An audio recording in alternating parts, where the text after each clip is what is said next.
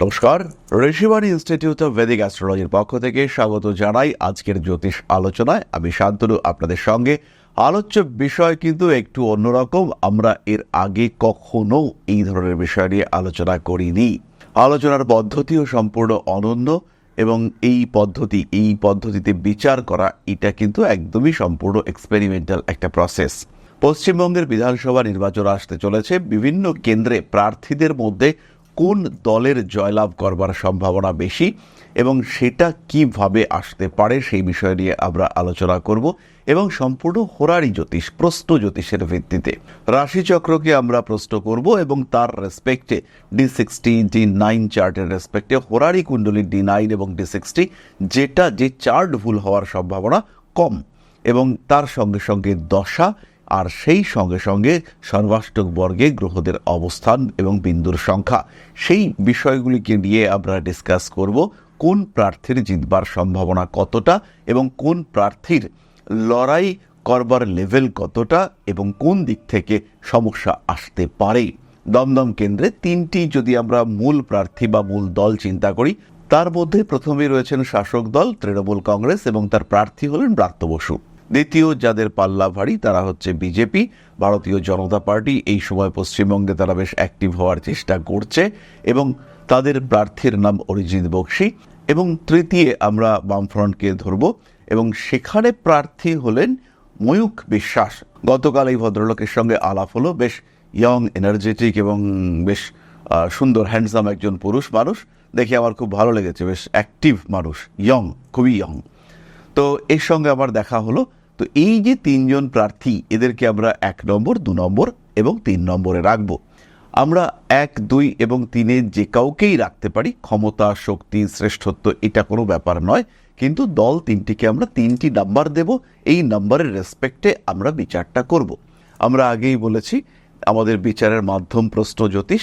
এখন আরেকটি কথা বলে নেব যে রাজনীতির সঙ্গে আমাদের বিশেষ কোনো সম্পর্ক নেই, কিন্তু এই যে বিশ্লেষণ এটা মূলত শিক্ষামূলক উদ্দেশ্যে, যারা জ্যোতিষ শিক্ষার্থী, যারা জ্যোতিষ ভালোবাসেন তাদের জন্য এই বিশ্লেষণ বা এই প্রয়াস।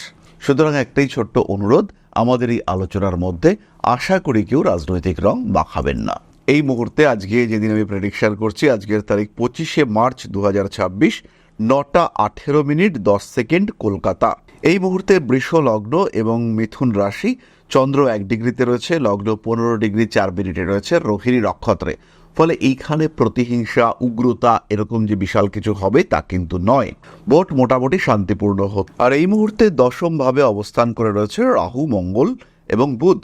জিতবার জন্য উভয় পক্ষই কিন্তু বিভিন্ন কৌশল অবলম্বন করবেন এবং এখানে আমরা একটা ভালো রকম টেকনোলজির ব্যবহার দেখতে পাবো। এখানে মানুষের সহযোগিতা, মানুষের উপস্থিতি, মানুষের অ্যাক্টিভিটি এটা যেমন থাকবে, ঠিক তেমনভাবেই দুপক্ষই কিন্তু লড়াইটা খুব ভালো দেওয়ার চেষ্টা করবেন। চতুর্থভাবে কেতু রয়েছে, কিছুটা অন্তর্ঘাত আমরা অবশ্যই আশা করতে পারি। বিশেষ করে শাসক দলের সঙ্গে কিছুটা অন্তর্ঘাত এটা হতে পারে। এই মুহূর্তের যে বিংশোত্তরী দশা, সেটা মঙ্গলের দশা এবং বুধের অন্তর্দশা। এটা নির্দেশ করে পরিবর্তনের সম্ভাবনা কম, কিন্তু এটাই শেষ কথা নয়। আমরা আরও বেশ কিছু কুণ্ডলীর মধ্যে যাব। এবার আমরা চলে আসব আমাদের মূল বর্গকুণ্ডলী, যেখানে আমরা দ্বিতীয় দল এবং প্রথম দলকে আইডেন্টিফাই করব। প্রথমেই আমরা চলে আসব দ্রেক্কান কুণ্ডলীতে। এখানে দ্রেক্কান লগ্ন, সেটি হলো কন্যা। ফলে দ্বিতীয় দলটিকে আমরা ধরব বৃশ্চিক হিসেবে। কন্যা এবং বৃশ্চিক এদের মধ্যে আমরা লড়াই খুঁজে বার করবার চেষ্টা করব। আমরা চলে আসব এরপরে নবাংশ কুণ্ডলীতে। নবাংশ কুণ্ডলীতে বৃষ লগ্ন এবং লগ্নে অবস্থান করে রয়েছেন মঙ্গল আর শুক্র, তিনি কিন্তু তুঙ্গক্ষেত্রে অবস্থান করে রয়েছেন। কোনো বড় বিপর্যয় না ঘটলে, এই কম্বিনেশন অনুযায়ী কোনো বড় বিপর্যয় না ঘটলে তাহলে কিন্তু শাসক দলের পরিবর্তনের কোনো সম্ভাবনা এখানে নেই। অর্থাৎ এই দিক থেকে কিন্তু ব্রাত্য বসুর পাল্লা ভারী হচ্ছে। আলটিমেট ডিসিশন আমরা নেব D60 কুণ্ডলীর ওপরে ভিত্তি করে। তাহলে আমরা সেখানে এবার যাওয়ার চেষ্টা করি।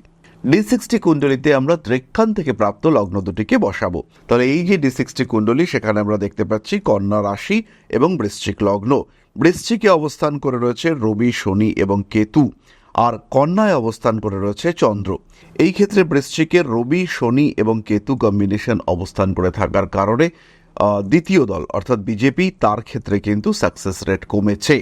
অন্যদিকে আমরা দেখতে পাচ্ছি যে প্রথম দল অর্থাৎ তৃণমূল, তার ক্ষেত্রে চন্দ্র কন্যায় অবস্থান করে রয়েছে। একাদশপতি চন্দ্র কন্যায় অবস্থান করে থাকবার কারণে তার কিন্তু সাকসেস রেট বেশি। তবে এই ক্ষেত্রে খেয়াল রাখতে হবে শাসক দল অর্থাৎ ব্রাত্য বসু, তার ক্ষেত্রে ভাগ্য কিন্তু পুরোপুরি সাপোর্ট করছে না। নবমভাবে রাহুর উপস্থিতি একটা বড় অংশ এবং সমাজের একটা বয়স্ক অংশ তারা কিন্তু বিট্রে করতে পারেন। যারা একটা সময় ভোট দিয়েছিলেন তারা কিন্তু আপনার সঙ্গে থাকবে না। আর তৃতীয় কথাটি হলো রাহু নবমে থাকার জন্য এবং মঙ্গল পঞ্চমে থাকার জন্য, মঙ্গল তুঙ্গ হওয়ার জন্য এখানে লড়াই করার প্রবণতা, মাঠে লেগে থাকার প্রবণতা এটা অনেকটাই বাড়তে দেখতে পাওয়া যাবে। ব্রাত্য বসু খুবই হেভিওয়েট ক্যান্ডিডেট এবং তার ক্ষেত্রে এখানে সম্ভাবনা অনেকটাই বেশি। তবে এই ক্ষেত্রে আরও একটি বিষয় আমরা খেয়াল রাখবো, সেটি হলো চন্দ্র যেখানে বসে রয়েছে অর্থাৎ কন্যার অধিপতি বুধ, তিনি কিন্তু দ্বাদশ ভাবস্থ। এই ক্ষেত্রে আরও একটি দল যাদের বয়স কম, যারা সদ্য ভোটার হয়েছে, তাদের মধ্যেও কিন্তু তৃণমূল কংগ্রেস বা সরকারকে নিয়ে কিছু নেগেটিভিটি রয়েছে। তারা কিন্তু এখানে একটা বড় ইম্প্যাক্ট ক্রিয়েট করতে পারে, বড় নেগেটিভ ইম্প্যাক্ট ক্রিয়েট করতে পারে ভোট বাক্সের ক্ষেত্রে। এই বিষয়টিকে খেয়াল রাখতে হবে এবং এই সংখ্যাটা কারা নতুন ভোটার হয়েছে, কাদের বয়স 18 থেকে 25-এর মধ্যে, সেই সমস্ত মানুষদেরকে নিয়ে একটু ভাবতে হবে।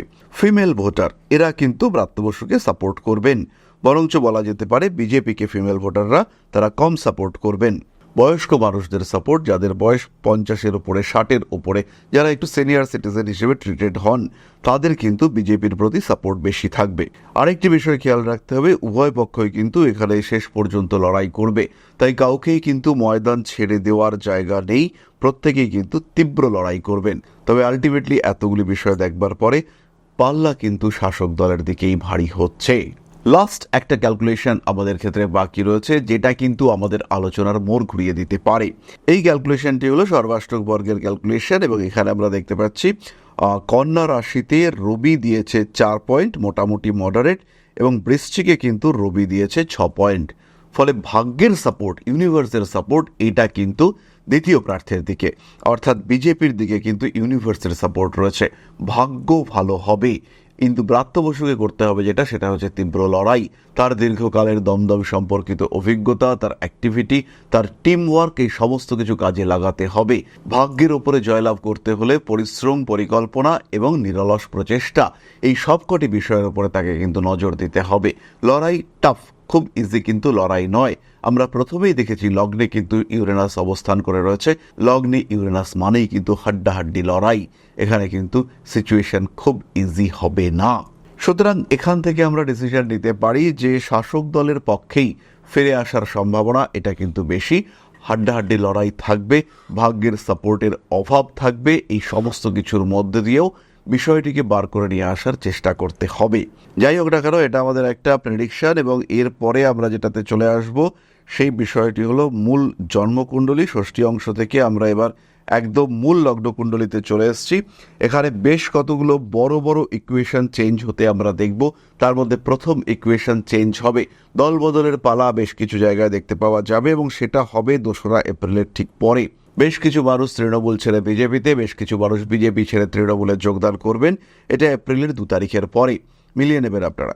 এপ্রিলের 14-15 তারিখের পরে রাজনৈতিক ইকুয়েশন আরও বদলাতে দেখতে পাওয়া যাবে এবং সেই সময় থেকে কিন্তু বিভিন্ন দলের রাজনৈতিক নেতৃবৃন্দের অ্যাক্টিভিটিস হবে চোখে পড়ার মতো, তাদের ভাবনা চিন্তা এই বিষয়গুলোর ক্ষেত্রেও পরিবর্তন আসবে। তাই আপনারা কিন্তু আপনাদের হাইকমান্ডের উপরে নজর রাখবেন এবং প্রত্যেকটি ক্ষেত্র, প্রত্যেকটি দিক, রাজনৈতিক সম্ভাবনা, প্রত্যেকটি বিষয় এগুলি কিন্তু খেয়াল রাখতে হবে। শেষ মুহূর্তে সমীকরণ বদলাতে পারে, শেষ মুহূর্তে কিন্তু সমীকরণ বদলাতে পারে, এই বিষয়টি খেয়াল রাখতে হবে এবং ভাগ্য বা লাক ফ্যাক্টর এটা কিন্তু একটা বিরাট ভূমিকা পালন করতে পারে, এই বিষয়টি খেয়াল রাখতে হবে। তাই সম্ভাবনার উপরে ভরসা করলে হবে না, এখানে কিন্তু যেভাবে রাজনীতি চলে সেই সমস্ত নীতি আপনাদেরকে ব্যবহার করতে হবে, প্রত্যেকটি দলকে ব্যবহার করতে হবে। জ্যোতিষ অনুযায়ী আমরা দুজনের কারোর ডেট অফ বার্থ জানি না, কিন্তু প্রার্থী পদ এবং প্রশ্ন জ্যোতিষ তার উপরে ভরসা করে আমরা বার করবার একটা চেষ্টা করলাম। এটা অ্যাস্ট্রোলজিক্যাল প্রেডিকশন, খেয়াল রাখবেন এটা সবসময় প্রেডিকশন, তাই এর মধ্যে আমরা রাজনীতি জুড়ব না। এই ভিডিওগুলিকে এন্টারটেনমেন্ট পারপাসে নেওয়া যেতে পারে। এবার আমরা চলে আসব দুই দলের প্রার্থীকে আমাদের ছক যা দেখিয়েছে। প্রথম দল টিএমসি প্রার্থী ব্রাত্য বসু, দ্বিতীয় দল বিজেপি প্রার্থী অরিজিৎ বক্সি। এদের ক্ষেত্রে কি ধরনের প্রতিকার নেওয়া দরকার? ব্রাত্য বসুর ক্ষেত্রে কিন্তু শনিদেবের প্রতিবিধান করা বিশেষ দরকার। শনিদেবের জন্য পুজো পাঠ করা যেতে পারে। দক্ষিণাকালীর পুজো ভীষণ পাওয়ারফুল হতে চলেছে। কিন্তু দ্বিতীয় প্রার্থীর ক্ষেত্রে অবশ্যই মঙ্গলের পূজা করতে হবে। দ্বিতীয় প্রার্থীকে মঙ্গলের পূজা এবং তার সঙ্গে সঙ্গে মা বগলামুখীর পূজা, হোম ইত্যাদি করতে হবে। এই বিষয়গুলি খেয়াল রাখতে হবে। যথাযথ প্রতিকার তারা অবশ্যই করতে পারেন। নিজের জন্মকুণ্ডলী জাজ করানো যেতে পারে। সাকসেস রেট কিন্তু সেই ক্ষেত্রে অনেকটাই বাড়বে। বড় যুদ্ধ, বড় লড়াই, সব দিকে লড়াই চলছে, তাই জ্যোতিষও নেমে এসেছে এই লড়াইয়ের ময়দানে। সবাই ভালো থাকুন। আলোচনা কেমন লাগলো এটা অবশ্যই শেয়ার করে জানাবেন। পরবর্তীকালে আমরা এই ধরনের আরও আলোচনা করব। প্রত্যেকটি প্রার্থী পদ নিয়ে আমরা আলোচনা করবার চেষ্টা করব। অ্যাটলিস্ট হেভিওয়েট প্রার্থীদেরকে নিয়ে আমরা তো আলোচনা করবই। কেমন লাগলো এই আলোচনা অবশ্যই কমেন্ট করে জানাবেন, এবং আপনারা কোনো প্রার্থী সম্পর্কে যদি জানতে চান সেটাও কিন্তু কমেন্ট বক্সে লিখে পাঠাবেন, এবং এই ক্ষেত্রে অবশ্যই কেন্দ্রের নাম এবং প্রার্থীদের নাম সেটা কিন্তু লিখে পাঠাতে হবে। তাহলে আজকের আলোচনা আমরা আর দীর্ঘায়িত করব না। সবাই সুস্থ থাকুন, ভালো থাকুন। মা শ্রী শ্রী আদিশক্তির পূর্ণ আশীর্বাদ বর্ষিত হোক আপনাদের উপর। সমৃদ্ধ, আরও সমৃদ্ধ হয়ে উঠুক আপনাদের প্রত্যেকের জীবন। জয় মা আদিশক্তি। নমস্কার।